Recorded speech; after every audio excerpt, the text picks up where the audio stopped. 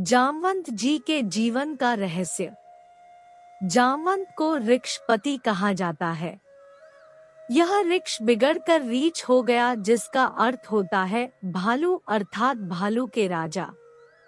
लेकिन क्या वे सचमुच भालू मानव थे? रामायण आदि ग्रंथों में तो उनका चित्रण ऐसा ही किया गया है। ऋक्ष शब्द संस्कृत के अंतरिक्ष शब्द से निकला है। दरअसल दुनिया भर की पौराणिक कथाओं में इस तारामंडल को अलग अलग नाम से पुकारा जाता है, लेकिन सप्तऋषि तारामंडल मंडल को यूनान में बड़ा भालू कहा जाता है। इस तारामंडल के संबंध में प्राचीन भारत और यूनान में कई दंत कथाएं प्रचलित हैं। पुराणों के अध्ययन से पता चलता है कि वशिष्ठ, अत्रि, विश्वामित्र, दुर्वासा, अश्वत्थामा, राजा बलि, हनुमान, विभीषण, कृपाचार्य, परशुराम, मार्कंडेय ऋषि, वेद व्यास और जामवंत आदि कई ऋषि, मुनि और देवता सशरीर आज भी जीवित है। कहते हैं कि जामवंत जी बहुत ही विद्वान है। वेद उपनिषद उन्हें कंठस्थ है। वह निरंतर पढ़ा ही करते थे और इस स्वाध्यायशीलता के कारण ही उन्होंने लंबा जीवन प्राप्त किया था। परशुराम और हनुमान के बाद जामवंत ही एक ऐसे व्यक्ति थे जिनके तीनों युग में होने का वर्णन मिलता है और कहा जाता है कि वे आज भी जिंदा है। लेकिन परशुराम और हनुमान से भी लंबी उम्र है जामवंत जी की, क्योंकि उनका जन्म सतयुग में राजा बलि के काल में हुआ था।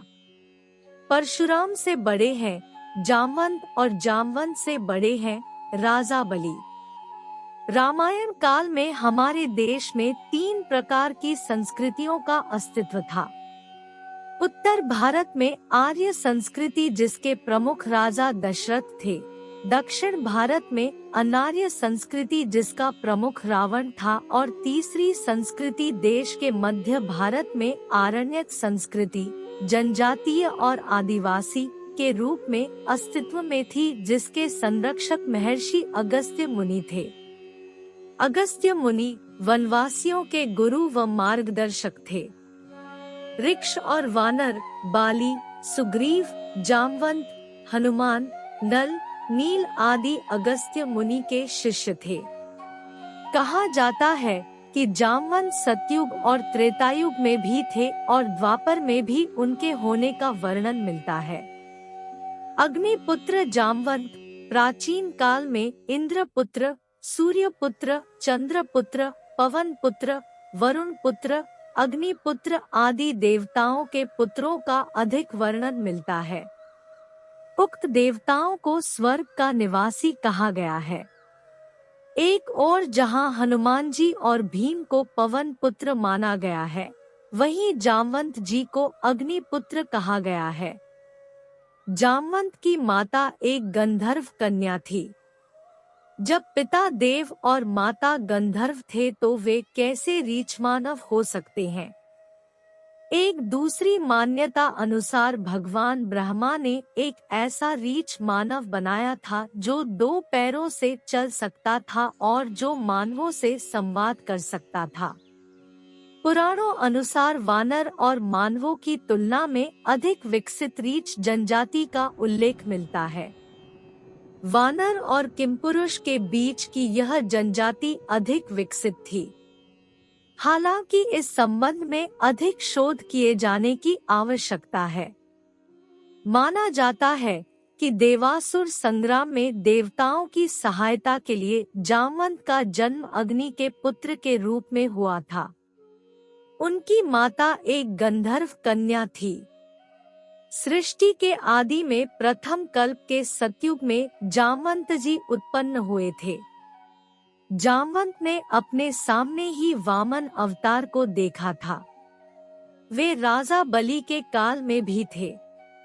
राजा बलि से 3 पग धरती मांगकर भगवान वामन ने बलि को चिरंजीवी होने का वरदान देकर पाताल लोक का राजा बना दिया था। वामन अवतार के समय जामवंत जी अपनी युवावस्था में थे। जामवंत को चिरंजीवियों में शामिल किया गया है जो कलयुग के अंत तक रहेंगे। त्रेतायुग में भी जामवंत बूढ़े हो चले थे। राम के काल में उन्होंने भगवान राम की सहायता की थी। कहते हैं कि जामवंत जी समुद्र को लांघने में सक्षम थे, लेकिन त्रेतायुग में वह बूढ़े हो चले थे। इसीलिए उन्होंने हनुमान जी से इसके लिए विनती की थी, आप ही समुद्र लांघिए। वाल्मीकि रामायण के युद्धकांड में जामवंत का नाम विशेष उल्लेखनीय है। जब हनुमान जी अपनी शक्ति को भूल जाते हैं तो जामवंत जी ही उनको याद दिलाते हैं। रामायण अनुसार वानर सेना में अंगद, सुग्रीव, परपंजत, पनस, सुषेण, कुमुद, गवाक्ष, केसरी, शतबली, द्विविद, मैंद, हनुमान, नील, नल, शरभ, गवय लोग शामिल थे। माना जाता है कि जामवंत जी आकार प्रकार में कुंभकर्ण से तनिक ही छोटे थे। जामवंत को परम ज्ञानी और अनुभवी माना जाता था। उन्होंने ही हनुमान जी से हिमालय में प्राप्त होने वाली 4 दुर्लभ औषधियों का वर्णन किया था, जो इस प्रकार है। विशल्यकर्णी, शरीर में घुसे अस्त्र निकालने वाली, संधानी, घाव भरने वाली, सुवर्णकर्णी, त्वचा का रंग ठीक रखने वाली, और मृत संजीवनी, पुनर्जीवन देने वाली। राम रावण के युद्ध में जामवंत जी रामसेना के सेनापति थे। युद्ध की समाप्ति के बाद जब भगवान राम विदा होकर अयोध्या लौटने लगे तो जामवंत जी ने उनसे कहा कि प्रभु, इतना बड़ा युद्ध हुआ मगर मुझे पसीने की एक बूंद भी नहीं गिरी। तो उस समय प्रभु श्री राम मुस्कुरा दिए और चुप रह गए। श्री राम समझ गए कि जामवंत जी के भीतर अहंकार प्रवेश कर गया है। जामवंत ने कहा, प्रभु, युद्ध में सबको लड़ने का अवसर मिला परंतु मुझे अपनी वीरता दिखाने का कोई अवसर नहीं मिला। मैं युद्ध में भाग नहीं ले सका और युद्ध करने की मेरी इच्छा मेरे मन में ही रह गई। उस समय भगवान ने जामवंत जी से कहा, तुम्हारी ये इच्छा अवश्य पूर्ण होगी जब मैं अगला अवतार धारण करूंगा। तब तक तुम इसी स्थान पर रहकर तपस्या करो। द्वापर युग में जामवंत स्यमंतक मणि को इंद्रदेव धारण करते हैं। कहते हैं कि प्राचीन काल में कोहिनूर को ही स्यमंतक मणि कहा जाता था। कई स्रोतों के अनुसार कोहिनूर हीरा लगभग 5000 वर्ष पहले मिला था और यह प्राचीन संस्कृत इतिहास में लिखे अनुसार स्यमंतक मणि नाम से प्रसिद्ध रहा था। दुनिया के सभी हीरों का राजा है कोहिनूर हीरा। यह बहुत काल तक भारत के क्षत्रिय शासकों के पास रहा, फिर यह मुगलों के हाथ लगा। इसके बाद अंग्रेजों ने इसे हासिल किया और अब यह हीरा ब्रिटेन के म्यूजियम में रखा है। हालांकि इसमें कितनी सच्चाई है कि कोहिनूर हीरा ही स्यमंतक मणि है, यह शोध का विषय हो सकता है। यह एक चमत्कारिक मणि है। भगवान श्री कृष्ण को इस मणि के लिए युद्ध करना पड़ा था। उन्होंने मणि के लिए नहीं बल्कि खुद पर लगे मणि चोरी के आरोप को असिद्ध करने के लिए जाम्बवंत से युद्ध करना पड़ा था। दरअसल यह मणि भगवान श्री कृष्ण की पत्नी सत्यभामा के पिता सत्राजित के पास थी और उन्हें यह मणि भगवान सूर्य ने दी थी। सत्राजित ने यह मणि अपने देवघर में रखी थी। वहां से वह मणि पहनकर उनका भाई प्रसेनजित आखेट के लिए चला गया। जंगल में उसे और उसके घोड़े को एक सिंह ने मार दिया और मणि अपने पास रख ली। सिंह के पास मणि देखकर जाम्बवंत जी ने सिंह को मारकर मणि उससे ले ली और उस मणि को लेकर वे अपनी गुफा में चले गए, जहां उन्होंने इसको खिलौने के रूप में अपने पुत्र को दे दी। इधर सत्राजित ने श्री कृष्ण पर आरोप लगा दिया कि यह मणि उन्होंने चुराई है। तब श्री कृष्ण को यह मणि हासिल करने के लिए जाम्बवंत जी से युद्ध करना पड़ा। बाद में जाम्बवंत जब युद्ध में हारने लगे तब उन्होंने अपने प्रभु श्री राम को पुकारा और उनकी पुकार सुनकर श्री कृष्ण को अपने राम स्वरूप में आना पड़ा। तब जाम्बवंत ने समर्पण कर अपनी भूल स्वीकारी और उन्होंने मणि भी दी और श्री कृष्ण से निवेदन किया कि आप मेरी पुत्री जाम्बवती से विवाह करें। जाम्बवती कृष्ण के संयोग से महाप्रतापी पुत्र का जन्म हुआ जिसका नाम साम रखा गया। इस साम के कारण ही कृष्ण कुल का नाश हो गया था। श्री कृष्ण ने कहा कि कोई ब्रह्मचारी और संयमी व्यक्ति ही इस मणि को धरोहर के रूप में रखने का अधिकारी है, अतः श्री कृष्ण ने वह मणि अक्रूर जी को दे दी। उन्होंने कहा कि अक्रूर, इसे तुम ही अपने पास रखो। तुम जैसे पूर्ण संयमी के पास रहने में ही इस दिव्य मणि की शोभा है। श्री कृष्ण की विनम्रता देखकर अक्रूर नतमस्तक हो उठे। गुजरात के पोरबंदर से 17 किलोमीटर दूर राजकोट पोरबंदर मार्ग पर एक गुफा पाई गई है जिसे जामवंत की गुफा कहा जाता है।